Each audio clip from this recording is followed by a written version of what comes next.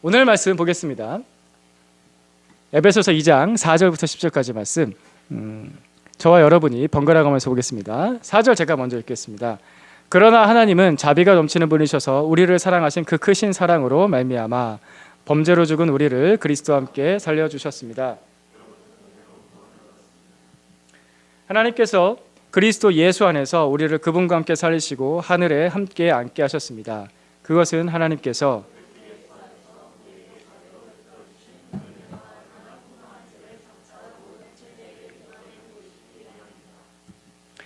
여러분은 믿음을 통하여 은혜로 구원을 얻었습니다. 이것은 여러분에게서 난 것이 아니요 하나님의 선물입니다.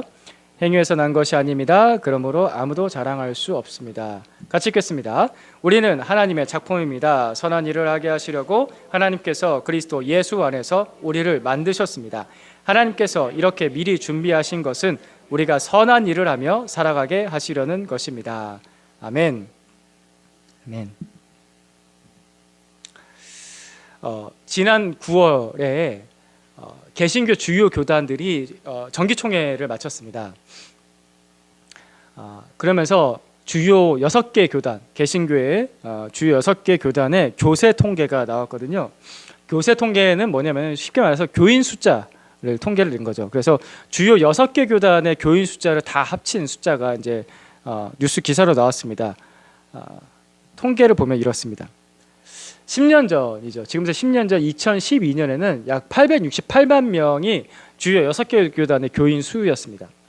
10년이 흐르고 나서 2021년 작년 통계죠. 그러니까 올해 통계는 아직 안 나왔으니까 작년 통계 기준으로 보면은 약 684만 명이 되었습니다.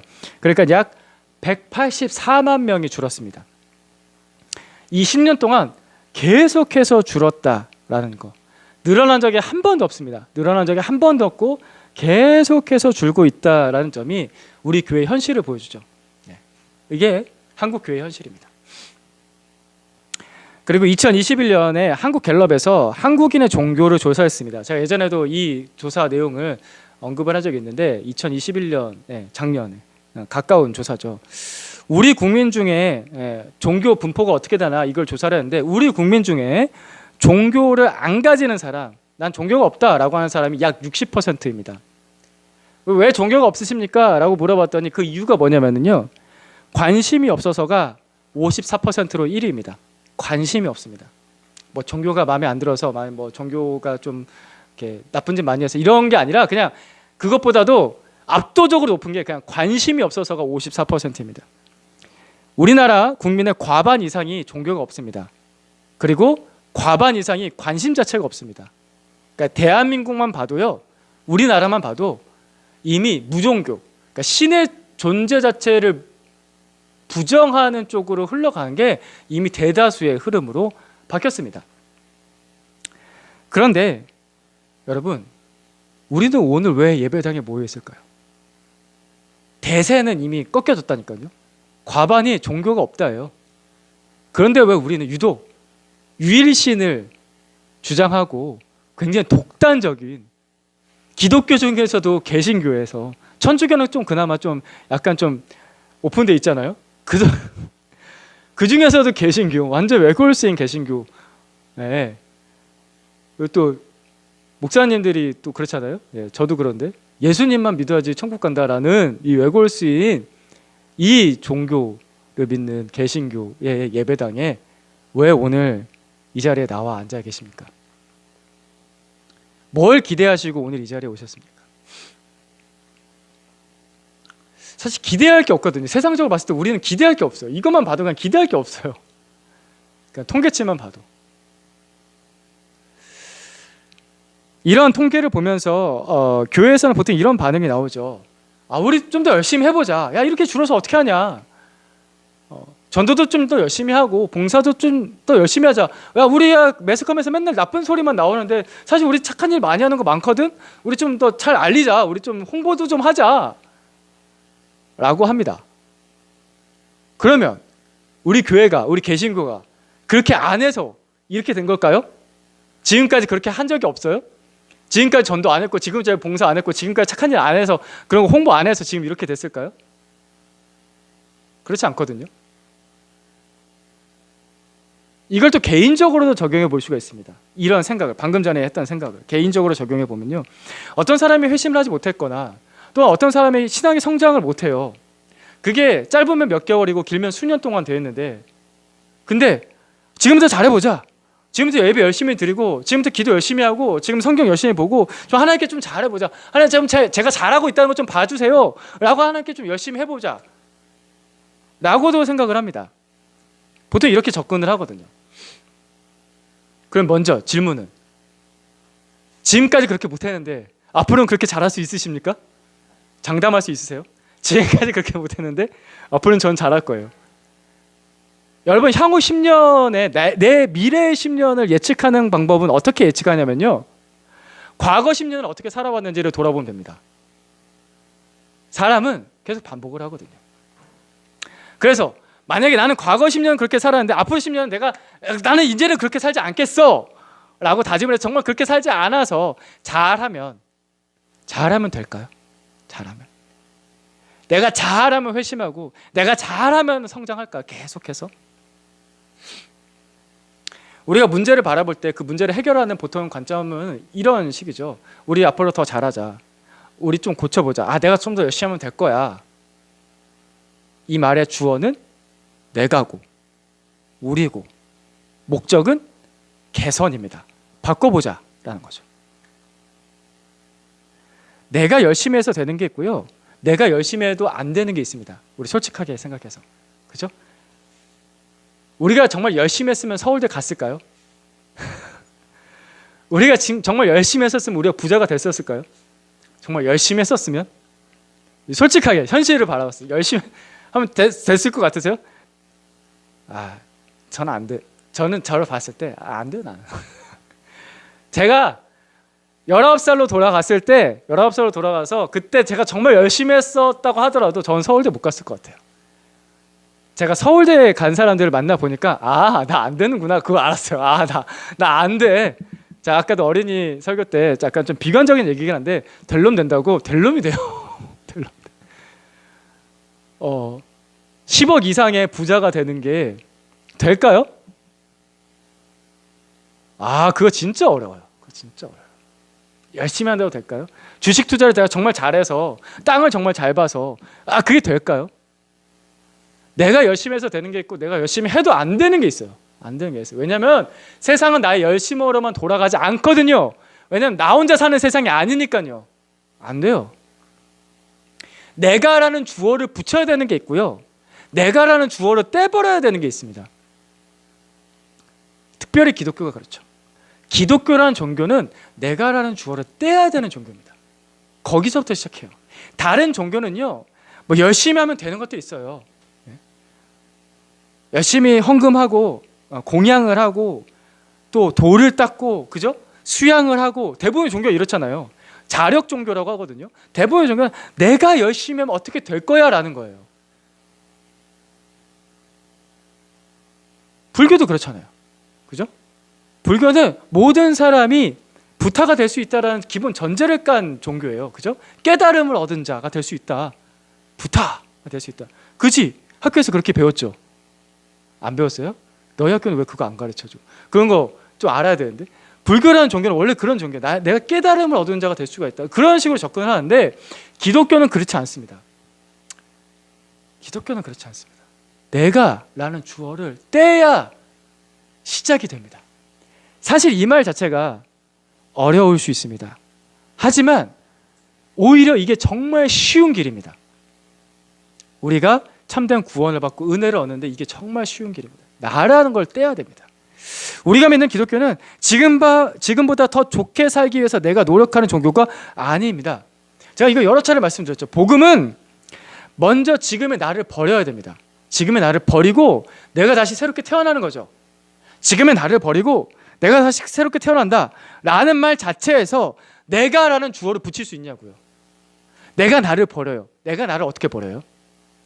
내가 다시 태어나요. 내가 어떻게 나를 다시 태어나요? 내가 엄마예요? 내가 어떻게 나를 다시 태어나게 해요? 이거 자체 말이 안 된다고요. 내가 못하죠. 하나님만이 하실 수 있습니다. 하나님만이 하실 수 있다. 이것이 복음이고 이것이 시작입니다. 오늘 말씀 8절부터 10절까지 말씀을 다시 한번 더 보겠습니다. 8절 여러분 읽어주시겠습니까? 시작. 여러분은 이것은 여러분에게서 난 것이 아니요 하나님의 선물입니다. 행위에서 난 것이 아닙니다. 그러므로 아무도 자랑할 수 없습니다.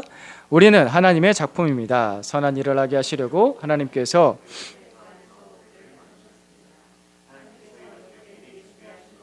우리가 선한 일을 하며 살아가게 하시려는 것입니다. 아멘. 우리는 앞서서 8절 9절 말씀을 통해서 오직 하나님의 은혜로만 구원을 받는다라는 것을 봤습니다. 그 오직 하나님의 은혜에 대한 사람의 반응은 믿음이죠. 이 믿음에 대해서 이렇게 설명드렸습니다. 믿음은 그 좋은 하나님의 은혜를 있는 그대로 바라보는 것이다.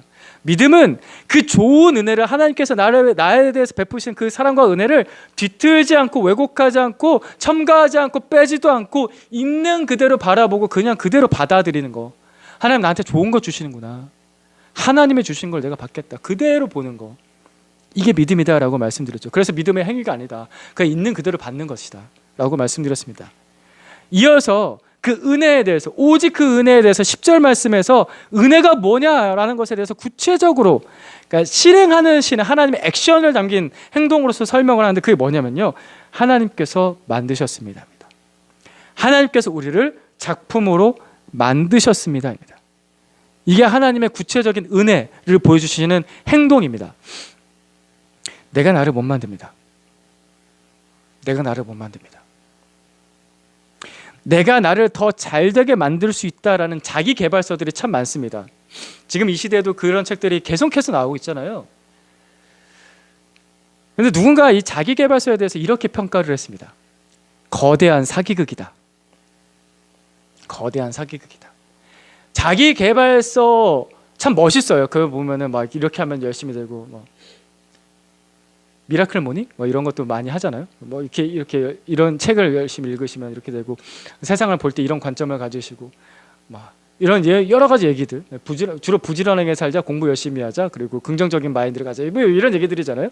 그 자기계발서에 있는 내용들을 가지고서 일단 그대로 실행할 수 있는 사람 소수. 그대로 실행했을 때 그것에 대해서 결과를 정말 긍정적인 결과를 보는 사람은 그 소수 중에서 또 소수. 그죠? 그렇지 않나요? 그런데 정작 나는 그런 자기계발서적인 내용들을 보면서 그 책이나 그와 비슷한 이야기들 유튜브에도 그런 얘기 수많은 얘기들이 많은데 잘 될 거라는 얘기도 많은데 뭐 조언하는 얘기도 굉장히 많잖아요. 성공한 사람들 막 조언해서 막 요즘에 강연하는 얘기도 굉장히 많잖아요. 되게 잘생긴 사람들, 되게 멋진 사람들 나와가지고 막 되게 멋있어요. 막 그런 거 보면은 나도 저렇게 설교해야 되는데 막 이런 생각이 들거든요. 근데 정작 저는 그렇게 못해요. 저는 그렇게 못해요. 그러면서 나는 왜 그렇게 못하지 하면서 난 주눅이 들어요. 아니에요. 나만 못하는 거 아니에요. 사실 여기 있는 사람도 대부분 그렇게 못할걸요. 그죠? 안 돼요. 대다수가 그게 안 돼요. 그래서 제가 기억이 안 나는데 그 작가는 이렇게 얘기했습니다. 거대한 사기극이다. 그거 안 된다. 사기치지 말아라. 될놈 된다. 안 되는 사람 안 된다. 안 되는 사람은 그렇게 평생 불행하게 사는 거냐? 그게 아니죠. 내가 나를 못 만들어요. 그러니까 이게 현실이에요. 내가 나를 못 만든다고요. 주어를 바꾸세요. 하나님께서 나를 만드십니다. 하나님께서 나를 만드십니다. 이게 논리적으로 맞어요. 아니 만들어진 존재 자체가 어떻게 나를 스스로 만드냐고요. 장난감이 어떻게 자기 스스로 장난감을 만들어요. 내가 발에 붙여서 끽끽끽끽 여기 고장났네 이거 빼가지고 장난감이 그게 되냐고요. 돼요? 그게 안 돼요. 만들어진 존재가 어떻게 스스로를 만들고 만들어진 존재가 어떻게 스스로를 고쳐요. 그게 말이 안 돼요. 내가 나를 만든다라는 것 자체는 인간의 모순적인 생각입니다. 내가 나를 고칠 수 있다는 것도 이거 굉장히 모순적인 거예요. 내가 나를 만든다라는 이 생각 자체가 사실은 우리 신앙의 관점을 봤을 때 하나님이란 존재 자체를 배제하려는 죄에서 나온 생각입니다. 창조주를 생각하지 않아요. 그분과의 관계를 생각하지 않아요. 거기서 나온 틀린 생각입니다. 더 큰 문제는 뭐냐면요. 내가 나를 고칠 수 있고 내가 나를 변화시킬 수 있다라는 이 잘못된 생각을 교회 안에서도 적용시키고 이걸 사기치고 있다는 겁니다. 교회 안에서도 자기 심리, 마음의 변화 이런 얘기, 양육, 훈련 이런 얘기 하죠. 우리 교회도 물론 양육하고 훈련합니다. 저도 이 도구를 쓰면서 늘 조심스러워요. 이 도구를 잘못 쓰면요, 사람이 교만해집니다. 내가 이전보다 더 알게 되었어. 내가 더 많이 배웠어. 요즘에 사도행전 배우고 있잖아. 사도행전에 이런 얘기가 있어. 요즘에 리차드 포스터의 기도를 하고 있어요. 되게 어려운데 되게 어려운 책 읽으면 좀 그런 생각 들잖아요. 내가 좀 뭔가 알게 되는 것 같아. 약간 수준이 높아진 것 같아. 이런 거. 내가 더 알게 되었어. 그러니까 제일 많이 교만의 포커스고요. 그 다음에 좀 소수가 알고 나서 변화된 사람 그 중에 소수. 내가 좀 변화가 되었어. 라는 걸 가지고 자기 자랑을 합니다. 내가 좀 더 알게 됐어. 내가 좀 더 변화가 되었어. 그런데 예수님께서는, 우리 예수 그리스도께서는 양육의 본을 그렇게 보이신 적이 없습니다. 내가라는 주어를 예수님조차도 많이 겸손하게 잘 사용하지 않으셨어요. 요한복음 4장 34절 말씀 같이 보겠습니다. 시작. 예수께서 그들에게 말씀하셨다. 나의 양식은 나를 보내신 분의 뜻을 행하고 그분의 일을 이루는 것이다. 아멘. 하나님이신 예수님께서, 지존자이신 예수님께서 자기 뜻, 자기 일 이루려고 이 땅에 오시지 않으셨습니다. 예수님께서 이렇게 말씀하시죠. 아버지의 뜻, 아버지의 일을 이루려고 내가 이 땅에 왔다. 난 이게 목적이다. 예수님께서는 모든 권세가 있으셨지만 그 권세를 자기 마음대로 휘두르지 않으셨습니다. 굉장히 온유하고 겸손하게 그 평생을 사셨습니다. 그래서 태어날 때부터 말구에 태어나셨잖아요. 저 하층민 노동자 계급으로 사셨다고요. 늘 겸손하게. 허름한 옷 입고, 그러니까 보리빵 먹고, 제자들이 잡아주는 물고기 같이 먹고, 제자들이 못 잡으면 자, 그물 오른편에 던져봐 해가지고 물고기, 자 와봐, 불 구워가지고. 어디 좋은 데서 식사하지 않으셨습니다. 늘 겸손하게 이렇게 사셨습니다. 그래서 존 메가더 목사님은 이런 겸손하고 온유하신 예수님의 모습을 바라보면서 중요한 개념을 이렇게 정리하셨더라고요. 제가 이거 자주 언급하는데, 온유는 제어된 힘이다. 온유는 제어된 힘이다. 내 모든 힘을 다 쓰는 것이 아니라 온유함이라는 것은 제어된 힘이다. 겸손이죠, 이게 겸손. 예수님은 우리에게 늘 겸손의 본을 보이셨습니다. 다 쓰지 않는 힘, 써야 될 힘만 쓰는 힘, 그걸 분별할 줄 아는 예수 그리스도, 그것이 예수님의 본이셨습니다. 또 사도 바울이 유명하잖아요. 사도 바울이 참 여러 사람들을 전도하고요, 여러 교회들을 세우고요, 여러 사람들 양육하고요, 그를 통해서 수많은 목회자들이 세워졌지 않았습니까? 근데 그런 사도 바울조차도 이렇게 고백했어요. 지난주에도 이 말씀 봤던 것 같은데, 고린도전서 15장 10절 말씀 같이 봅니다. 시작. 그러나 나는 하나님의 은혜로 오늘의 내가 되었습니다. 나에게 베풀어 주신 하나님의 은혜는 헛되지 않습니다. 나는 사도들 가운데 어느 누구보다도 더 열심히 일하였습니다. 그러나 이렇게 한 것은 내가 아니라 나와 함께 하신 하나님의 은혜입니다. 아멘. 아멘. 내가 아니라 나와 함께 하신 하나님의 은혜입니다. 내가 아니라 나와 함께 하신 하나님의 은혜입니다. 복음을 들을 때 가장 중요한 태도는요, 겸손입니다. 그리고 사실 제가 방금 전에 한 말을 잘 생각해 보면, 듣는다. 여러분, 듣는다라는 말 그 자체에 겸손이라는 행동을 담고 있습니다. 그죠? 겸손하지 않으면 안 들어요. 그잖아요. 그쵸? 남이 어떤 말을 할 때 한 생각이 들면은 뭐야? 라는 생각이 들면 듣냐고요. 절대 안 들어요. 듣는다라는 것은 겸손하다입니다. 제가 듣겠습니다. 듣는다라는 말은 성경에서도 그렇고 사실 우리말에서도 그렇고 순종을 전제로 합니다. 겸손한 겁니다. 또 신앙 양육을 받을 때도 역시 똑같이 겸손입니다. 내가 알아서, 내가 더 변화돼서, 그래서 내가 이렇게 됐어 라는 게 아니라, 내가 아니라 나와 함께 하신 하나님의 은혜입니다. 바울은 겸손의 구체적인 적용 방법을 너무나 잘 우리에게 보여줍니다. 이것이 본이죠. 뛰어난 사람이에요. 사실 바울은 자랑할 만해요. 근데 내가 아니라 하나님의 은혜입니다 라고 고백을 합니다. 여러분, 하나님의 구원 앞에서 내가 구원받아야 되는데 구원받아야 되는데 라는 그 구원 앞에서 갈팡질팡하고 길을 못 찾고 있으십니까? 내가 어떻게 구원받아야 되지? 못 찾아요. 못 찾아요. 내가 못 찾아요. 그게 현실이에요. 내가 못해요. 그때 이렇게 의지하십시오. 하나님, 제가 아니라 하나님의 은혜입니다.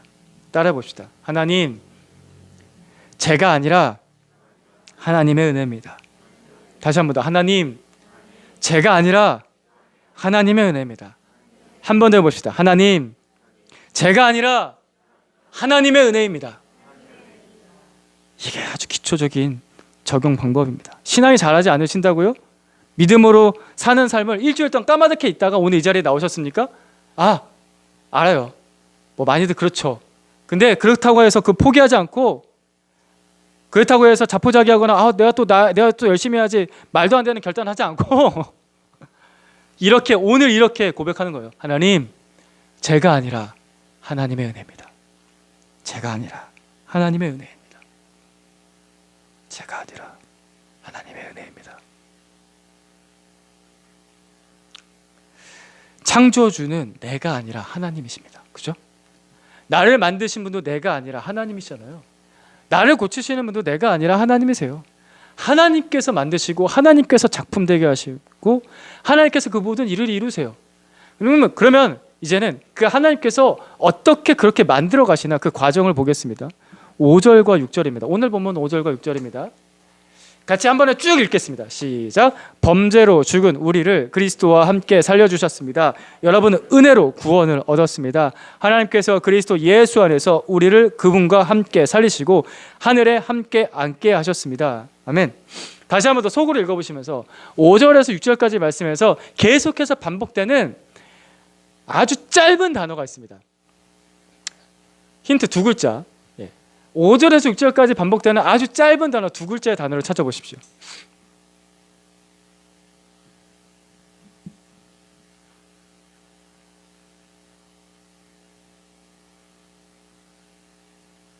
제가 정답을 몰아가 으니까 찾으셨죠?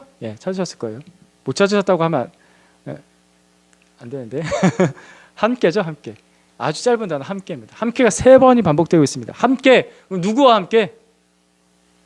그리스도와 함께, 그리스도와 함께, 그리스도와 함께. 예수 그리스도와 함께입니다. 내가 구원받는 과정, 내가 새롭게 창조되는 과정, 내가 작품이 되는 과정은 그것도 나 혼자서가 아니에요. 그리스도와 함께입니다. 예수 그리스도와 함께, 예수 그리스도와 함께, 예수 그리스도와 함께. 죄로 죽은 나를 내가 스스로 살릴 수가 없다고. 내가 죽었어요. 근데 내가 손만 살았네? 그래가지고 내가 막 펌프를 찔러가지고 심장을 살려가지고 살았다. 이게 말이 되냐고요. 이거는 영화에서나 만화에서 나오는 거죠. 그죠? 드라마에서나 나오는 얘기예요. 내가 나를 살릴 수가 없어. 이건 불가능해요. 말도 안 되고 모순이에요. 그러나 예수 그리스도께서는, 하나님의 아들 예수 그리스도께서는, 하나님이신 예수 그리스도께서는 나의 죄를 지시고 나를 대신해서 죽으시고 3일 만에 다시 살아나셨습니다. 나는 불가능하지만 예수 그리스도는 가능합니다. 예수 그리스도는 전능하신 하나님이시기 때문에 하나님 아버지께서는 그 예수 그리스도를 통해서 이루신 일, 부활, 그 생명에 우리가 참여하도록, 함께 참여하도록, 이게 중요해요. 잘 들으세요. 함께 참여하도록, 내가 그 일을 하는 게 아니라 그냥 함께 참여하도록 나를 이끄신다고요. 그 은혜 속으로 나를 부르셨다고요. 나를 초대하시고 나를 그 안으로 이끄셨어요. 이게 은혜입니다. 그 영광, 그 존귀, 예수님만 받으시기 합당하신데 그 영광, 그 존귀 속으로, 그 영원한 생명 속으로 우리를 부르셨다고요. 함께 하도록. 함께 한다라는 것은 저 멀리 있는 게 아니잖아요. 함께 한다는 건 굉장히 가까이 있는 거잖아요. 그래서 예수님께서 처음부터 함께 하시려고 이 땅에, 이 어두운 땅에 내 모습 그대로, 인간의 모습 그대로 오셨고 나와 함께 33년을 사셨고, 그리고 또 주님께서는 나와 내 인생 가운데 오늘 내가 혼자 살지 않고 그 예수 그리스도께서 나와 함께 내 인생의 길을 같이 걸으시고 함께 사시면서 내 손 붙잡으시고 나를 구원하시는 일을, 그 일을 하십니다. 함께. 그때도 함께, 지금도 함께. 그 그 크신 팔이 우리와 함께합니다. 그 강한 팔이 우리와 함께합니다. 그 팔이 나를 살립니다. 그래서 오늘 본문에서 10절 말씀을 다시 보시면요, 10절 말씀에서도 하나님의 작품입니다. 선한 일을 하게 하시러 하나님께서 누구 안에서? 그리스도 예수 안에서 우리를 만드셨습니다. 그냥 이렇게 할 수도 있잖아요. 하나님께서 우리를 만드셨습니다 하도 된다고요. 근데 그게 아니라 하나님께서 그리스도 예수 안에서 우리를 만드셨습니다. 그리스도 예수 안에서 우리를 만드셨습니다. 그분과 함께. 구원도 예수님과 함께. 이 말에 담겨진 과정은 거룩한 삶도 예수 그리스도와 함께. 내가 구원받고 거룩한 삶을 살아가는 것도 예수 그리스도와 함께. 나 혼자 못하는 거 굉장히 많습니다. 이 과정을 얘기하는 거거든요. 지난 한 주 동안에 걱정하셨던 거 많죠. 그 걱정이 쉽게 사라지던가요? 내가 잘 컨트롤해서 마인드 컨트롤, 이너 피스 하면서 걱정이 사라지던가요? 내 마음대로 내가 못하잖아요. 내 마음대로. 내 걱정, 내 몸, 환절기 와서 제가 몸이 아파요. 내가 마음대로 못해요. 내 생각, 또 내가 내 마음대로 못해요. 내 신앙, 성경 잘 읽어주시던가요? 저도 솔직히 말하자면 저도 지난주에 성경 읽기 싫어가지고 한 2번 밀렸어요. 2번 밀렸네. 이러면 안 되지. 내가 이러면 우리 성도들은 어떻게 해? 그래서 제가 또 다시 또 열심히 또 읽으면서 주여.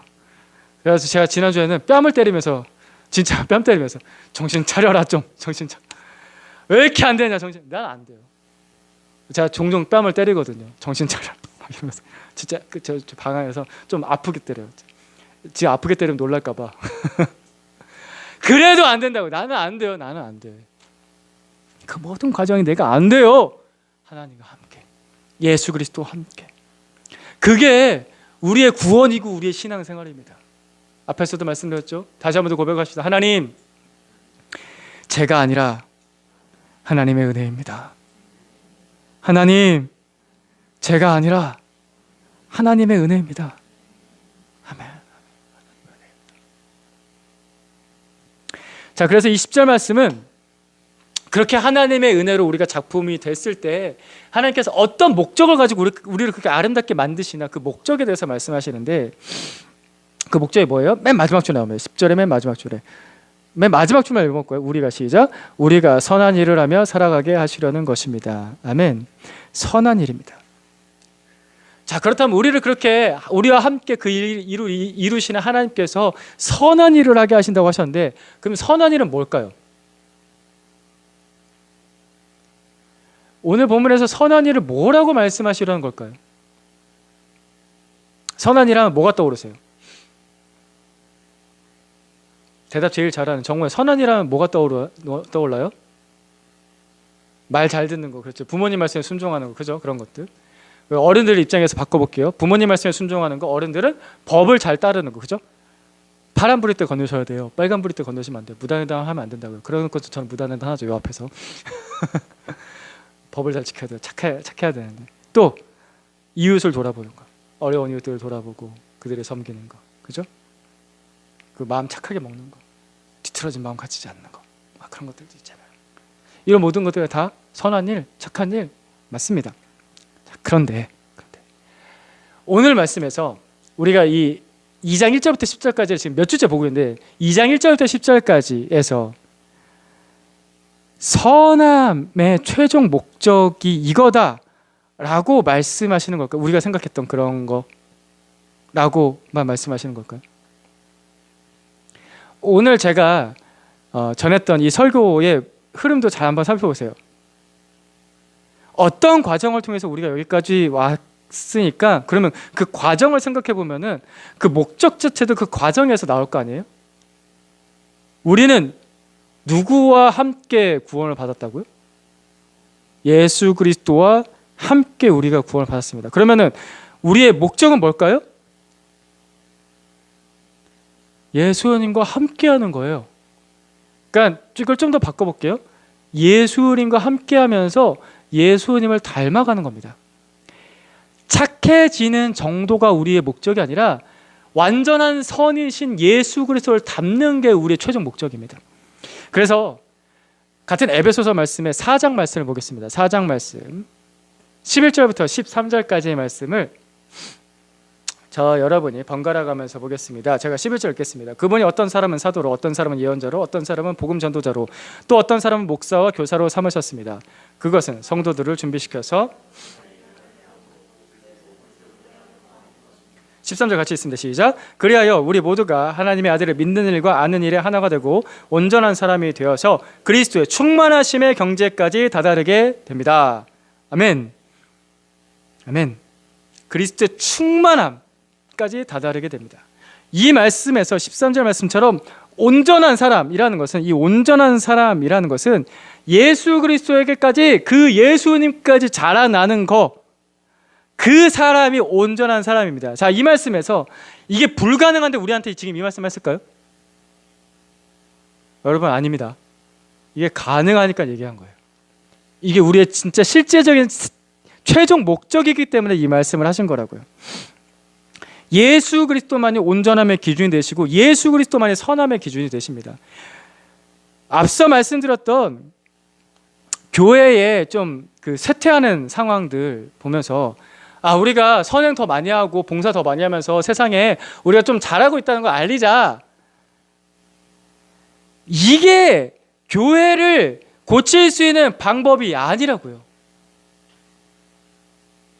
착해지자. 대부분 착해요, 교회 사람들. 그죠? 여태까지 만났던 교회 사람들 보세요. 사실 대부분 착해요. 세상 사람들이 우리가 착한 걸 못 봐서 교회가 약해진 게 아니라는 거예요. 자, 이 생각에는 뭐가 잘못되어 있냐면은 우리라는 것이 여전히 주어로 있는 잘못된 판단이라는 거예요. 우리의 선함이라는 것이 주어로 있어서 잘못된 판단이라고, 오판이에요. 그건 오판. 기독교 관련된 매스컴조차도 그런 식으로 자꾸 접근을 해요. 우리가 착하지 않아서, 매스컴에 우리의 잘못된 모습들을 많이 드러나서? 아니에요. 그렇지 않습니다. 그것도 잘못이긴 한데 그거 고쳐야죠. 근데 궁극적으로는 그거 고친다고 해서 우리가 잘 되는 것이 아니라, 그거 고친다고 해서 교회가 원상복구가 되는 것이 아니라, 궁극적으로는 세상이 우리를 통해서 예수 그리스도를 봐야 돼요. 세상이 우리를 통해서 예수 그리스도를 못 보기 때문에 교회가 약해진 거예요. 이것이 예수님을 주어로 보는 성경적 판단입니다. 예수님에게까지 자라는 게 우리의 목적입니다. 11절 말씀 다시 보겠습니다. 11절 말씀에서 여러 교회 지도자들을 세웁니다. 사도, 예언자, 복음 전도자, 목사, 교사 이렇게 세우잖아요. 이 사람들 세운 목적이 뭐라고요? 12절 말씀에 예수 그리스도의 몸을 세우게 하시라는 거예요. 그럼 예수 그리스도의 몸을 왜 세우나? 맨 마지막에 그리스도의 충만하심의 경제까지 이르게 하라는 거예요. 즉, 교회는 예수님께 붙어서 예수님에게까지 자라나려고 있는 거예요. 그래서 저번에도 말씀드렸죠. 교회의 머리는 누구? 예수 그리스도. 우리는 누구의 몸? 예수 그리스도의 몸. 그러니까 우리가 이 땅에 존재하는 목적은 예수 그리스도를 나타내는 겁니다. 우리의 친구들이, 그러니까 우리의 주변 사람들이 우리가에게 기대하는 것은, 뭐 그들은 그렇게 말을 안 한다 할지라도 우리가 그들에게 보여줄 것은 우리가 착하게 살고 있어 라는 정도가 아니에요. 그게 아니에요. 그게 아니라 우리에게, 친구에게 보여줄 것은 뭐냐면요, 나에게 베푸신 예수 그리스도의 은혜입니다. 그걸 보여주는 거예요. 그걸 보여주라고 우리는 구원받은 겁니다. 이게 우리의 최종 목적입니다. 제가 목회를 하면서 좀 느끼는 것 중에 하나가 뭐냐면요, 목사가 착하다고 전도가 잘 되는 게 아니라는 거예요. 착한 목사들 많습니다. 사실 목사님들 대부분 착해요. 뉴스에 나오는 목사들만 빼고. 그죠? 네, 그 목사들 있잖아요. 그 돈 많은 목사들, 그 못된 짓 하는 목사들 있잖아요. 그 사람들만 빼고 사실 목사님들 굉장히 착해요. 목사님들 굉장히 착한데, 왜 제가 개척하고 목회를 하면서 늘 고민 중에 하나가, 그 궁금증 중에 하나가 뭐냐면은, 목사님들 저렇게 착한데 왜 교회는 부흥을 안 할까? 이거예요. 목사가 착하면은 교인들 많이 모여야 될 거 아니에요. 저 착하잖아요. 저 안 착한가요? 제가 못된가요? 성격이 삐뚤어져 있나요? 저 못되지 않았잖아요. 목사가 착한데. 착한 목사들을 만나면요, 사람들이 보통 이렇게 느끼더라고요. 저 목사 참 괜찮네 라고만 느낍니다. 괜찮은 목사야. 여러분들 처음에 저를 보셨을 때 혹시 그렇게 느끼셨습니까? 그렇게도 못 느끼셨다면은 제가 좀 불행한 목사고요. 저는 그래도 괜찮은 목사 정도는 되지 않습니까? 목사가 착하면, 그러니까 일반적인 목사를 만난 거예요. 저 목사 참 괜찮네 라는 정도만 느낍니다. 그런데 나의 착함이나 나의 괜찮은 정도가 아니라 내가 만나는 사람에게 예수 그리스도의 은혜를 나타내면은 그때 그 사람들이 이렇게 느끼기 시작합니다. 저 사람 그냥 교회 다니는 사람이 아니구나. 진짜 그리스도인이네. 진짜 목사네. 진짜 교회구나 라고 느끼기 시작하죠. 그때부터 느낌이 달라지기 시작합니다. 저 사람은 좀 느낌이 달라. 저 사람한테 뭔가 있는 것 같아. 내가 좀 들어볼 만하다. 도움을 받고 싶다. 그런 생각이 들기 시작합니다. 착함 정도가 아니라고요. 형제자매 여러분, 우리가 착한 교인 되는 게 목적이 아니에요. 대부분 여기 다 착해요. 집에서는 어떠신지 모르겠지만 대부분 착해요. 착한 교인 되는 게 우리의 목적이 아니라 진짜 그리스도인 되는 게 우리의 목적입니다. 예수 그리스도의 은혜를 나타내는 그리스도인, 예수 그리스도의 은혜를 나타내는 교회가 되는 게 우리의 목적이라고요. 그래서 오늘 본문 말씀 다시 돌아와서 7절 말씀에 그래서 이렇게 말씀하는 거예요. 7절 말씀 같이 봅니다. 시작. 그것은 하나님께서 그리스도 예수 안에서 우리에게 자비로 베풀어 주신 그 은혜가 얼마나 풍성한지를 장차올 모든 세대에게 드러내 보이시기 위함입니다. 아멘. 드러내 보인다고요. 뭘요? 그 은혜를 이 모든 세대에게. 그게 우리의 목적입니다. 예수 그리스도의 은혜를 나타내는 사람, 착하게 살려는 게 목적이 아니에요. 다시 한번 말씀드려요. 개선되는 삶, 더 좋아지는 삶, 착한 삶이 목적이 아니라 그냥 버리세요.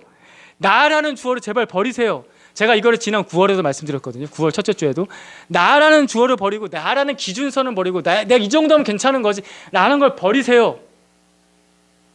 하나님이라는 주어, 하나님께서 만드신다, 하나님께서 구원하신다, 하나님께서 나를 거룩하게 하신다, 하나님께서 나를 예수 그리스도에게까지 자라게 하신다 라는 그 주어와 목적어를 분명하게 잡으시라고요.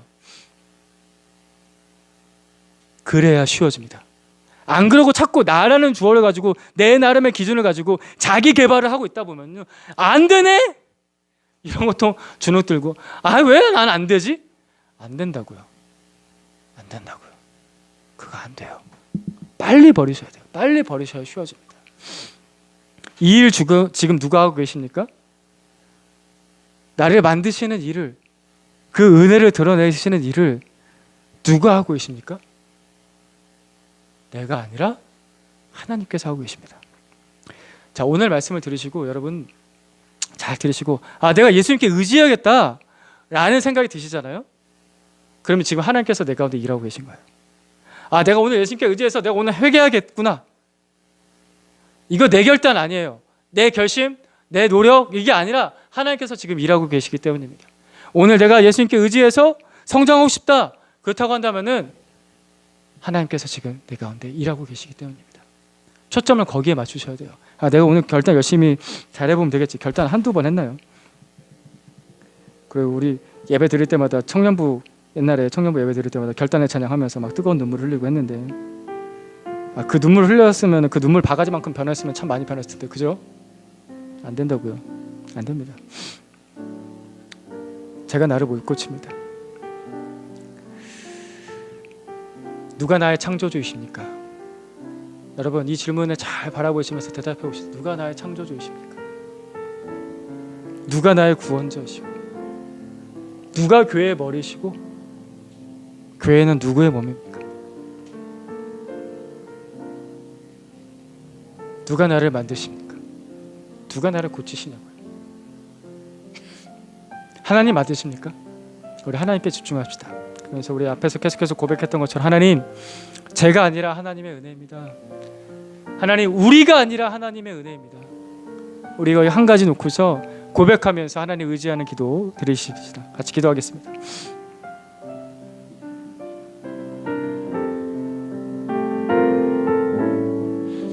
하나님, 이 시간에 우리 주 예수 그리스도의 은혜를 의지합니다. 하나님, 제가 아니라 하나님의 은혜입니다. 사실 제가 이렇게 또 아무리 목소리 높여서 설교를 해도 주님, 제가 아니라 하나님의 은혜입니다. 제가 부족하지만 열심히 양육을 한다고 해도 주님, 제가 아니라 하나님의 은혜입니다. 우리 형제자매들 위해서 기도하지만 그 기도도 역시 제가 아니라 하나님의 은혜입니다. 나보다 앞서서 일하고 계신 우리 성령님, 나보다 더 온전한 기도를 하고 계신 우리 성령님, 이를 이루시는 우리 하나님이십니다. 고백합니다. 하나님이십니다. 의지합니다. 하나님이십니다. 오 주님, 주님께 맡겨드립니다. 하나님이십니다. 하나님의 은혜입니다. 이 시간 우리 형제자매들 또 제 안에 하나님 일하여 주십시오. 일하시는 하나님 의지하고 믿습니다. 제가 아니라 하나님의 은혜입니다. 예 주님, 제가 아니라 하나님의 은혜입니다. 예 주님, 제가 아니라 하나님의 은혜입니다. 저의 힘을 빼고 저라는 주어를 내려놓고 주님, 제가 아니라 하나님의 은혜입니다. 제가 가진 건 다 내려놓고 빈손으로 주님 앞에 나아갑니다.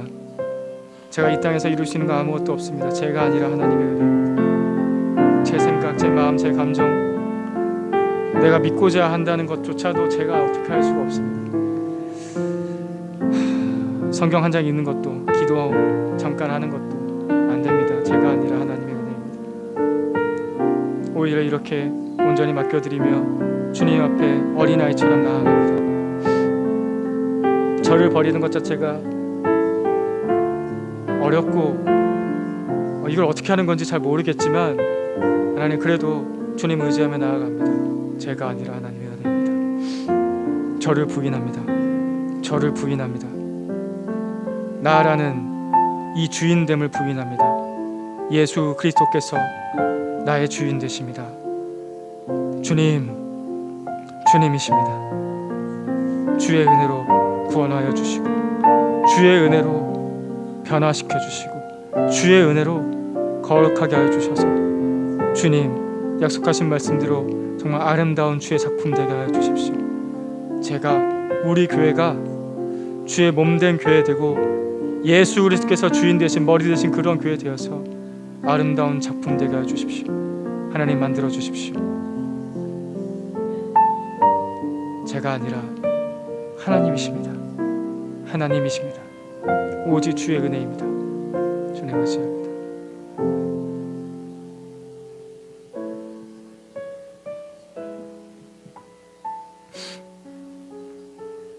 하나님, 제가 아니라 하나님의 은혜입니다.